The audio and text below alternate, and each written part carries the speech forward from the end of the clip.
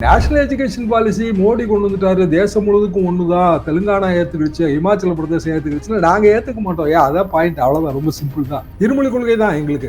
அவ்வளவு தூரம் நம்ம இம்ப்ரூவ்டா இருக்கோம். நம்ம எப்படி பார்பேரியனா இருப்போம், எப்படி நாகரிகம் இல்லாதவர்களா இருப்போம், எப்படி தமிழ்நாட்டு மாணவர்களுக்கு துரோகம் செய்யறவங்க இருப்போம். அப்ப காமராஜர்ல இருந்து இன்னைய வரைக்கும் எல்லா முதல்வர்களும் தமிழ்நாட்டு மாணவர்களுக்கு துரோகம் செஞ்சவங்களா? என்ன பேசுறாரு தர்மேந்திர பிரதான்? தர்மேந்திர பிரதான்கள் இங்க தமிழ்நாட்டில் இருக்கிற குழந்தைகளுக்கு பாடம் எடுக்க வேண்டிய அவசியம் கிடையாது. இன்னும் அந்த பாடத்தை வியாக்கியானம் பண்ணி அண்ணாமலை அவர்களும் தமிழிசை அவர்களும் பேசினா தர்மேந்திர பிரதான் தமிழ்நாட்டில் நின்னா என்ன கதி ஆகுமோ அதுதான் தமிழிசைக்கும் தமிழ்நாட்டில் நின்னா. நீங்க சொல்றதுனால அது உயர்ந்ததுன்னு எப்படி ஆகும்? நாங்க 60 வருஷமா இதை பிராக்டிஸ் பண்ணி வந்திருக்கோம், இவ்வளவு முன்னேறி வந்திருக்கோமே. உங்க மாநிலங்கள் ஏதாவது இவ்வளவு முன்னேற்றத்தை கண்டிருக்காங்க? மேட்டுக்குடி மக்கள்கிட்ட கேட்டீங்கன்னா அதுல என்னங்க இருக்கு கஷ்டம்? இருமொழி கொள்கை எதுக்கு? 3 மொழி 5 மொழி 10 மொழி கத்துக்கிடட்டுமேன்னு உங்க வீட்டுக்குள்ள 10 மொழி கத்துக்கிடுங்க.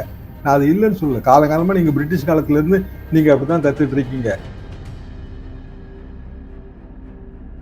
வணக்கம். இது தமிழ் குரலின் சிறப்பு நேர்காணல். இன்றைக்கு நம்மோடு இணைந்திருக்கிறவர் மரியாதைக்குரிய மூத்த பத்திரிகையாளர் மற்றும் அரசியல் திறன் ஆய்வாளர் வழக்கறிஞர் ஐயா திருமிகு முனைவர் தராசு ஷியாம் அவர்கள். சார் வணக்கம். சார் வணக்கம் மேடம். சார், நாடாளுமன்ற பட்ஜெட் தொடரினுடைய 2வது அமர்வு அப்படிங்கிறது நடந்துட்டு இருக்கு. தர்மேந்திர பிரதான் அவர்களிடம் கேள்வி எழுப்பப்படுகிறது, எங்களுக்கான 2000 கோடி ஃபண்டை நீங்க எப்படி இன்னொரு ஸ்டேட்டுக்கு டைவர்ட் பண்ணுவீங்க, மற்ற ஸ்டேட்ஸ்க்கு அப்படின்னு கொஸ்டின் எழுப்பும் பொழுது அவர் எழுந்து திமுக அரசு அன்டெமோக்ராட்டிக்கா இருக்கு, அன்சிவிலைஸ்டா இருக்கு, தமிழ்நாட்டு மாணவர்களுக்கு இன்ஜஸ்டிஸ் பண்றீங்க, காங்கிரஸ் ஆளக்கூடிய கட்சி கூட மாநிலம் கூட ஏத்துக்குதுன்னா உங்களுக்கு என்ன பிரச்சனை, நீங்க தான் பொலிட்டிக்ஸ்க்காக யூட்டர்ன் அடிச்சிருக்கீங்கன்னு ரொம்ப கடுமையா பேசியிருக்காரு. இந்த பக்கம் பெரிய அமளியை எழுப்பிட்டு இருக்காங்க. எப்படி பாக்குறீங்க சார்? தர்மேந்திர பிரதான் கூறியுள்ள கருத்துகள்லாம் ரொம்ப அபாயகரமான கருத்து. சிம்பிள் ரீசன் என்னன்னாங்க, மொழி கொள்கை என்பது மாணவர்களுக்கு சுமை இல்லாம இருக்கணும், அவ்வளவுதான். ரொம்ப சிம்பிள் தான். இப்ப நான் நேற்றைக்கு இரவு கூட எங்க கிராமத்துல இருக்கிற ஒரு 9th ஸ்டாண்டர்ட் போகக்கூடிய ஒரு பெண் குழந்தையோட பேசிட்டு இருந்தேன். அதாவது எக்ஸாம்ஸ் எல்லாம் வருது, சும்மா மோட்டிவேட் பண்றதுக்காக அவ்வப்போது பேசுவது உண்டு. நிலங்களை எல்லாம் மேற்பார்வையிடுகிற ஒரு காரியஸ்தரோட குழந்தைன்னு வச்சுங்களேன், மூத்த பெண். அவங்க எப்படி இதை பார்க்கிறாங்க, அவங்கள்ட்ட கேள்வி கேட்டேன். ஏமா ஹிந்தி படிச்சுக்கலாம்ல, அதுல என்ன கஷ்டம் இருக்கு? நான் எப்பவும் இப்படிதான் கேட்பேன், அதுல என்ன கஷ்டம் இருக்கு? இன்னொரு மொழி தெரியறது நல்லது தானே. அது ரொம்ப சிம்பிளா சொல்லிச்சு, எங்களுக்கு நல்லது எதுங்கிறத நாங்க தான் தீர்மானிக்கணும். சாதாரண விவசாய குடும்பம், ஒரு 6-7 மாடு, ஒரு 1.25-2 ஏக்கர் நிலம், மனைவி 100 நாள் வேலை வாய்ப்பு போற இந்த குழந்தையோட அம்மா, அப்பா ஒரு விவசாயி. அதை தாண்டி வேற வியாபாரமோ எதுவுமே கிடையாது. அது சொல்லுது, காலையில 4 மணிக்கு எங்க அப்பா எழுந்திருக்கிறாரு பால் பீச்சுறதுக்கு. கறத்தல்ங்கிறத அங்க பீச்சல் சொல்லுவாங்க, பால் கறக்கிறதுக்கு. அதுக்கு பிறகு கறந்த பாலை வாடிக்கையாளர்களுக்கு, டீ கடைக்காரங்களுக்கு, இவங்களுக்கு கொடுக்கறதுக்கு அப்பா போகும்போது கொஞ்சம் லேட் ஆயிடுச்சு அப்படின்னா எந்திரம் வச்சு பீச்ச முடியாதுங்க, சும்மா 6 மாடு.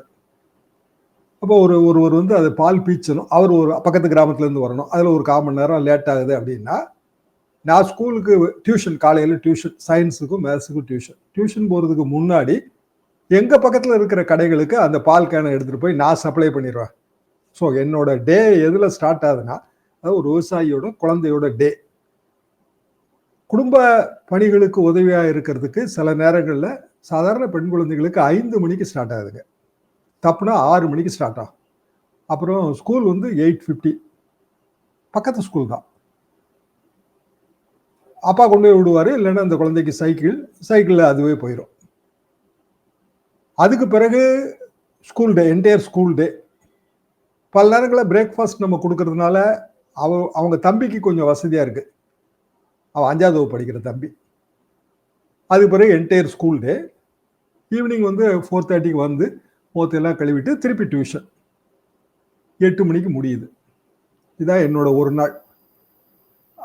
அந்த பாப்பா சொல்லுதுங்க, ஒரு நாள் இதுல கூடுதல் ஒரு மொழி என்பது எங்களுக்கு பெருஞ்சுமை. என்ன காரணம்னா, எங்களுக்கு அதுல பயன் இல்லை. ஒரு ஸ்காலர்ஷிப் எக்ஸாம் எழுதுதுங்க, அதை எழுதி முடிச்சிருச்சு. கீ ஷீட்லாம் வந்துருச்சான்னு கேட்டேன், ஆன்சர் கீ. அதாவது எங்க ஊர் ஸ்கூல்ல 2 செக்ஷன் இங்கிலீஷ் மீடியங்க, E1 E2. அது போக 6 இல்லைன்னா 7 தமிழ் மீடியம். SLC எழுதுறது 200 பேர். சாதாரண ஸ்கூல் இல்லைங்க, பெரிய ஸ்கூல். ஆனால் 10th வரைக்கும் தான் இருக்கு. அப்போ ஸ்காலர்ஷிப் எக்ஸாமோட நோக்கம் என்னன்னா national merit and means scholarship. West பெங்கால்ல இருக்கிற பாப்பாவும் தர்மேந்திர பிரதான் சொல்ற இமாச்சல பிரதேசத்துல இருக்கிற பாப்பாவும் தெலுங்கானால இருக்கிற பாப்பாவும் நம்ம கொன்றைக்காடு கிராமத்து பாப்பாவும் ஒன்னா உட்காந்து பரிசு எழுதுற மாதிரியான சிஸ்டம் நாட்டின் பல்வேறு பகுதிகளில் ஒரே நாள் 3 பேப்பர் தான். ஒரு பேப்பர் மேத்தமெட்டிக்ஸ், நல்லா கவனிச்சு பாருங்க, ஒரு பேப்பர் மேத்தமெட்டிக்ஸ். அதுல நிறைய மார்க் வாங்கினா அந்த எக்ஸாமோட ஸ்காலர்ஷிப் பெறுவதற்கான மெரிட்டை நோக்கி போயிடலாம். ஸோ மேத்ஸை தான் நம்ம படிச்சு ஆகணும். ரெண்டாவது வந்து மேட் அப்படின்னு சொல்ற ஒரு டெஸ்ட், மென்டல் ஆப்டிடியூட் டெஸ்ட், அதுக்கும் மொழிக்கும் சம்மந்தம் இல்லை. மூணாவது சேட் அப்படின்னு சொல்லப்படுகிற இன்னொரு ஆப்டிடியூட் டெஸ்ட். அதெல்லாம் நான் கேள்விப்பட்டதே கிடையாதுங்க, மேட் சேட் எல்லாம். நீங்க கூட கேள்விப்பட்டிருப்பீங்கன்னு சந்தேகம் தான். இந்த 3 டெஸ்ட்ல இங்கிலீஷ் தமிழே கிடையாது. அப்புறம் கூடுதல் மொழி, அதாவது ஹிந்தி வேண்டாங்க, தெலுங்கு படிச்சுங்க, கன்னடாவை படிச்சுங்கன்னா அது எதுக்கு? இந்த குழந்தை வந்து மேத்தமெட்டிக்ஸை படிக்குமா, சயின்ஸை படிக்குமா, இல்லைன்னா வந்து இந்த கூடுதல் மொழி, அதாவது நேஷனல் எஜுகேஷன் பாலிசி மோடி கொண்டு வந்துட்டாரு, அதை எல்லாரும் கடைப்பிடிக்கிறாங்க, தெலுங்கானா கடைப்பிடிக்குது, இமாச்சல பிரதேசம் கடைப்பிடிக்குது, கொன்றைக்காடும் கடைப்பிடிக்கணும்னு சொல்றதுல அது சர்வ முட்டாள்தனம். நம்ம கிட்டத்தட்ட 60 வருஷம் தாண்டி வந்திருக்கோம். அதுல நீங்க என்னெல்லாம் இப்போ புதுசுன்னு சொல்றீங்களோ அதெல்லாம் எங்களுக்கு அறுத பழசு. ஏற்கனவே பல முறை இதெல்லாம் பரிசோதனை பண்ணி எங்களோட கல்லூரி நாட்கள் தாண்டி இன்றைய தேதி வரைக்கும் எங்க கிராமத்து பக்கத்து கிராமத்துல இருந்து 1-2 ஐபிஎஸ்ங்க, 3-4 ஐஏஎஸ், ஒரு மிஞ்சி போன ஒரு 6 கிலோமீட்டர் சைக்கிள்ல போனா போயிடலாம் அவங்க கிராமம். நிறைய பேப்பர்களை செய்தி வந்திருக்கு. இது எத்தனையோ வந்து பெரிய பெரிய பதவிகள்.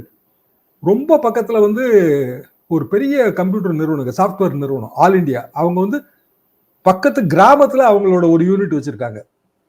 ரொம்ப பிரமாதமா இருந்துச்சுங்க. நான் அந்த யூனிட்டை போய் பார்க்கும்போது, ஜோகோன்னு பேரு. இப்போ நீ பேப்பர்கள் எல்லாம் அதை பத்தி பார்த்துருப்பீங்க. பெரிய நிறுவனம். அவங்க வந்து இந்த கிராமத்துல 12th இதெல்லாம் படிக்கிற குழந்தைகளை தான் அங்க எடுத்து பயிற்சி கொடுத்து திருப்பி அவங்க நிறுவனத்திலேயே வேலை பணிக்கு அமர்த்திக்கிறாங்க. அதுக்கு எது தேவை? தமிழே தேவையில்லை, ஆங்கிலம் தேவை, மேத்தமெட்டிக்ஸ் தேவை, சயின்ஸ் ஏதாவது வேற ஏதாவது டாக்டர் ஆகணும்னு ஆஸ்பிரேஷன் வச்சிருந்தா சயின்ஸ் தேவை. இதை தாண்டி கூடுதல் மொழி எதற்கு கற்கணுங்கிறது தான் என்னோட கேள்வி. அதனால என்ன பயன்? சரி, இந்த மொழியை கத்துட்டாங்கய்யா, 12வது வகுப்பு வரைக்கும் கூடுதல் மொழியை கற்ற பிறகு 12வது வகுப்பு முடிச்ச பிறகு +2 முடிச்ச பிறகு அவங்க எடுத்து வைக்க போற அடுத்தடுத்த ஸ்டெப்ல இந்த மொழி கூட வருமா? சரி, இன்ஜினியரிங் காலேஜ், மெடிக்கல் காலேஜில் ஃபர்ஸ்ட் இயர்ல கூட தமிழ் கிடையாது. அக்ரிகல்ச்சர் காலேஜில் மட்டும் எனக்கு ஃபர்ஸ்ட் இயர்ல தமிழ் இருந்துச்சுங்க. ப்ரொஃபஷனல் காலேஜில் எப்பவுமே கிடையாது. பிஏ, பிஎஸ்சி, பிகாம் அப்படி ஸ்பெஷலைஸ்ட் கோர்சஸ்க்கு போனோம்னா எக்கனாமிக்ஸோ அதுலேயும் வந்து லாங்குவேஜ் பெரிய இம்பார்ட்டன்ஸ் இல்லை. அப்போ பள்ளிக்கூடத்தில் படிச்சதை அப்படியே மறந்துடுங்க. அதுக்கு எப்படி மொழியை வந்து பிரயோகம் பண்ணாம மொழி எப்படி ஞாபகம் இருக்கும்? அப்போ நேஷனல் எஜுகேஷன் பாலிசி மோடி கொண்டு வந்துட்டாரு, தேசம் முழுவதுக்கும் ஒண்ணுதான், தெலுங்கானா ஏத்துக்கிடுச்சு, இமாச்சல பிரதேசம் ஏத்துக்கிடுச்சுன்னா நாங்க ஏத்துக்க மாட்டோம். அதான் பாயிண்ட், அவ்வளவுதான், ரொம்ப சிம்பிள் தான். நாங்க அபிஷியல் லாங்குவேஜ் ஆக்ட்ல 1968 இதுக்கு விலக்கு அப்ளை பண்ணி வாங்கி வச்சிருக்கோம். இருமொழி கொள்கை தான் எங்களுக்கு. நீங்க மும்மொழி கொள்கை கொண்டு வந்தீங்கன்னா மற்ற மாநிலங்களுக்கு கொண்டு போய்க்குங்க, அவ்வளவுதான், அது உங்க இஷ்டம். அவங்க ஏத்துக்கிட்டாட்டா போட்டோம். நாங்க அதுக்கெல்லாம் தடையை சொல்லலையே. நாங்க எங்க மாநிலத்திலேயே எத்தனை மொழி வேணாலும் கத்துக்குங்கன்னு தான் சொல்றோம். எங்களோட குழந்தைகளுக்கு அரசு மற்றும் அரசு உதவி பெறும் பள்ளிகள் மற்றும் மெட்ரிகுலேஷன் பள்ளி எல்லாத்துலயும் ஒரே பாடத்திட்டம் தான், சமச்சீர் கல்வி அதுக்கு பேர். ஒரே ஸ்கூல் புக்கு. யாராவது தர்மேந்திர பிரதான்லாம் இங்க வந்து ஸ்கூல் புக்கை வாங்கி பார்க்கணுங்க. நேற்றுக்கு கோயம்புத்தூர்ல இவர் பேசுறாங்க, நம்ம மகாராஷ்டிரா கவர்னர், தமிழிசை எல்லாரும் பேசுறாங்க இதுக்கு வக்காலத்து வாங்கி. என்னைக்காவது உங்க கவர்மெண்ட் ஸ்கூல்ல போய் புக் வாங்கி பார்த்துருக்காங்களா? இல்ல பிரைவேட் ஸ்கூலு சிபிஎஸ்சியை தவிர மற்ற எல்லாத்துக்கும் ஒரே புக்கு தான். புக் எடுத்து புரட்டி பார்த்தீங்கனாலே படம் பேசுங்க. எப்படின்னா படத்துல QR கோட் கொடுத்துருக்காங்க. நீங்க QR கோடை மொபைல்ல பார்த்தீங்கன்னா அது பேசுது. அவ்வளவு தூரம் நம்ம இம்ப்ரூவ்டா இருக்கோம். நம்ம எப்படி வந்து பார்பேரியனா இருப்போம், எப்படி நாகரிகம் இல்லாதவர்களா இருப்போம், எப்படி தமிழ்நாட்டு மாணவர்களுக்கு துரோகம் செய்யறவங்க இருப்போம். அப்ப காமராஜர்ல இருந்து இன்னைய வரைக்கும் வந்து எல்லா முதல்வர்களும் தமிழ்நாட்டு மாணவர்களுக்கு துரோகம் செஞ்சவங்களா? என்ன பேசுறாரு தர்மேந்திர பிரதான்? அவர் ஏதோ அவங்க ஊர்ல நிச்சயமா அவங்களோட தாத்தா பாட்டன் காலத்துல வில்லேஜ் சீஃபா இருந்தாங்க, வந்திருப்பாங்க. பிரதான்னு பேர் இருக்கிறதுனால நான் அப்படித்தான் யூகிக்கிறேன். அவங்க ஊர்ல இருக்கிற அவங்க வீட்டுல இருக்க பெரியவங்க கிட்ட அவர் கேட்கணும். ஆனா அன்பார்ச்சுனேட்லி என்னன்னா, இந்தியால வந்து ஏதாவது ஒரு இடத்துல ஒருவரோட ஆதிக்கம் வரும்போது அவங்க அவங்களோட விருப்பத்தை நம்ம பேர்ல திணிக்கிறாங்க. நம்ம உறுதியா அதை எதிர்ப்போம். கண்டிப்பாக சார். அவர் ஒடிஷால இருந்து வந்திருக்காரு. ஆக்சுவலா தென்னிந்தியா டீலிமிடேஷன் வஞ்சிக்கப்படுகிறது ஒடிஷாவினுடைய பாஜக முதலமைச்சருக்கும் கூட ஒரு கடிதம் போயிருக்கு. இப்ப இதுல அவர் என்ன ஒரு விஷயம் சொல்றாரு அப்படின்னா, நீங்க வந்து மும்மொழி கொள்கை அப்படிங்கறத ஹிந்தி அப்படின்னு நீங்க தப்பா பிரச்சாரம் பண்ணி எதிர்க்கிறீங்க அப்படின்னு அவர் சொல்றாரு. எனி தப்பாவே தேர்ட் பிரச்சாரம் லாங்குவேஜ் இல்ல, எனி தேர்ட் லாங்குவேஜுக்கு தான் இவ்வளவு விளக்கம். தேர்ட் லாங்குவேஜ் எதுக்குங்கிறதா நம்மளோட கேள்விங்க. அதுதான் நம்ம இருமொழி கொள்கைங்கிறது எனி தேர்ட் லாங்குவேஜ் எங்களுக்கு தேவையில்லைங்கிறது தான் ஆமா. இந்த இப்போ இடத்துல இதே இருந்து. நம்ம பார்டர் ஏரியால தெலுங்கு இருக்குங்க. இந்த பக்கம் நீங்க வாங்க. நான் வந்து கன்னியாகுமரி டிஸ்ட்ரிக்ட்ல ஒரு 10, 12 கிராமங்கள்ல வில்லேஜ் அடாப்ஷன் பண்ணிட்டு இருந்தாங்க என்னோட அக்ரிகல்ச்சர் டேஸ்ல. அதாவது நான் மண்டல வேளாண்மை நிபுணரா பணியாற்றும் போது அங்க பார்டர் கிராமங்கள மலையாளம் சொல்லி கொடுத்தா நான் பார்த்துட்டு தான் இருந்தேன். இப்பவும் இருக்குங்க. அது வேற விஷயங்க. இது வேற விஷயம். அப்ப நம்ம வந்து பள்ளி கல்வியில என்ன மொழிக் கொள்கையை வைத்திருக்கிறோம்னா 1962 இருந்து 2 லாங்குவேஜ் தான். ஏன் அப்படின்னா அது கற்றல் திறனை வந்து அதுதான் மேம்படுத்தும்னு நம்ம நினைக்கிறோம். தமிழ் வழியில நீங்க வந்து ஏன் வந்து மெடிக்கல் இன்ஜினியரிங் கொண்டு வரலன்னு ஒரு பெரிய புத்தாத்திரமான கேள்வி அமித்ஷா கேட்டார். எந்த காலத்திலயும் வந்துருச்சுன்னு நினைக்கிறீங்க தமிழ் வழி engineering college? Madurai Thyagaraja college Tamil வழியில சொல்லி கொடுக்க ஆரம்பிச்சு ரொம்ப காலம் ஆச்சு. அண்ணா யூனிவர்சிட்டியில தமிழ் வழியில இருக்குங்க. எங்க சிஸ்டரோட பேத்திக்கு தமிழ் வழி பொறியியல்ல இடம் கிடைச்சது. அவ போக மாட்டேன்ட்டா. அவ சொன்ன காரணம் என்னன்னா, நான் டேர்ம்ஸை வந்து இதுல படிச்சுட்டு எனக்கு வந்து இங்கிலீஷ் டேர்மை வந்து பிரயோஜனப்படுத்த முடியாது, பயன்படுத்த முடியாது, ரொம்ப சிரமமா இருக்கும்னு அண்ணா யூனிவர்சிட்டியில இடம் கிடைச்சும் கடைசியில மணப்பாறையில் இருக்கிற ஒரு இன்ஜினியரிங் காலேஜில் தான் அவ முடிச்சா. ஏன்னா அங்கதான் அவளுக்கு இங்கிலீஷ் சைட்ல கிடைச்சது. ஏன்னா அவங்க சூஸ் பண்றாங்க. சரி, நார்மலாவே வந்துங்க நம்ம விட நமது குழந்தைகள் புத்திசாலிகள். எந்த தலைமுறைக்கும் எங்க அப்பா எங்க தாத்தா விட நான் புத்திசாலியா இருந்திருப்பேன், என்னை விட நீங்க புத்திசாலியா இருந்திருப்பீங்க, உங்களோட குழந்தை புத்திசாலியா இருக்கும். ஏன்னா அவங்க தே லேர்ன் ஃப்ரம் தேர் பீர்ஸ். சக மாணவர்கள்ட்ட இருந்து அவங்க கத்துக்கிறாங்க. அப்போ எது வாழ்க்கைக்கு தேவை எது தேவையில்லைங்கிறத பத்தி ரொம்ப தெளிவான சிந்தனை அவங்களுக்கு இருக்கு. மிக மிக தெளிவான சிந்தனை. தர்மேந்திர பிரதான்கள் வந்து இங்க தமிழ்நாட்டில் இருக்கிற குழந்தைகளுக்கு பாடம் எடுக்க வேண்டிய அவசியம் கிடையாது. இன்னும் அந்த பாடத்தை வியாக்கியானம் பண்ணி அண்ணாமலை அவர்களும் தமிழிசை அவர்களும் பேசினா தர்மேந்திர பிரதான் தமிழ்நாட்டில் நின்னா என்ன கதி ஆகுமோ அதுதான் தமிழிசைக்கும் தமிழ்நாட்டில் நின்று ஆகும். கண்டிப்பாக சார். இப்ப இதுல வந்து ஆக்சுவலா ஒதுக்கப்பட்ட நிதிகளை டயன் பண்ணிட்டாங்கன்னு ஒருவேளை நிதி அமைச்சருக்கும் கேள்விகள் எழுப்பப்பட்டால் அது இன்னும் பேக் ஃபயரா ஆகும். இப்ப இந்த விஷயத்த திமுகவுக்கு ஏன் பிஜேபி லட்டு மாதிரி எடுத்து கொடுக்குதுன்னு நம்ம பார்க்க வேண்டியிருக்கு சார். அதாங்க அவங்க வந்து அதிமுக ஒழிக்கணும்னு நினைக்கிறாங்க. சரி, அவங்க ஆபத்து என்னன்னா இதுல உண்மையான ஆபத்தா நான் ஃபீல் பண்றது, திமுக அதிமுக அப்படியான இருதுருவ அரசியலை பிஜேபி எப்படி வளைக்க முயற்சிக்கிறதுனா 3 மும்மொழி மாதிரி 3 துருவமா மாத்தி படிப்படியா அதிமுக ஓரம் கட்டிட்டு திமுக வெர்சஸ் பிஜேபின்னு கொண்டு வரணும்னு நினைக்கிறாங்க. சரி, நீங்க வந்து மேட்டுக்குடி மக்கள்கிட்ட கேட்டீங்கன்னா அதுல என்னங்க இருக்கு கஷ்டம்? இருமொழி கொள்கை எதுக்கு? 3 மொழி 5 மொழி 10 மொழி கத்துக்கிடட்டுமேன்னு உங்க வீட்டு புள்ள வந்து 10 மொழி கத்துக்கிடுங்க. நான் அது இல்லைன்னு சொல்லல. காலகாலமா நீங்க பிரிட்டிஷ் காலத்துல இருந்து நீங்க அப்படிதான் கத்துட்டு இருக்கீங்க. சரி, மத்ஸ்ய பெருமாள் ஆலயம் இது ஒரு பேர். நான் அந்த பக்கம் போய் தேடி பார்க்கிறேன், அது கடல் ஓரத்துல இருக்கிறது. மீன்சாமி கோயிலா, அது இங்கதாங்க இருக்கு அப்படின்னாரு ஒரு தோழர், ஒரு நண்பர். அவரு திராவிட முகம், மீன வேணும், பேரு மீன்சாமி தான். ரைட்டா? நீங்க வந்து மீன் கடல்ல இருந்து வந்த கடவுளின் அவதாரம். நாங்க ரைட்டு மீன்சாமியும் கும்பிடுவோம், மீனை பிடிச்சும் சாப்பிடுவோம். நீங்க மாட்டை வணங்குவீங்க, நாங்க மாட்டை சாப்பிடுவோம். கேரளால வந்து நீங்க மாட்டுக்கறி சாப்பிடக்கூடாதுன்னு சொல்லுவீங்களா? தமிழ்நாட்டில் பெர்மனண்டாவே மாட்டுக்கறி பயன்பாடு குறைவுங்க.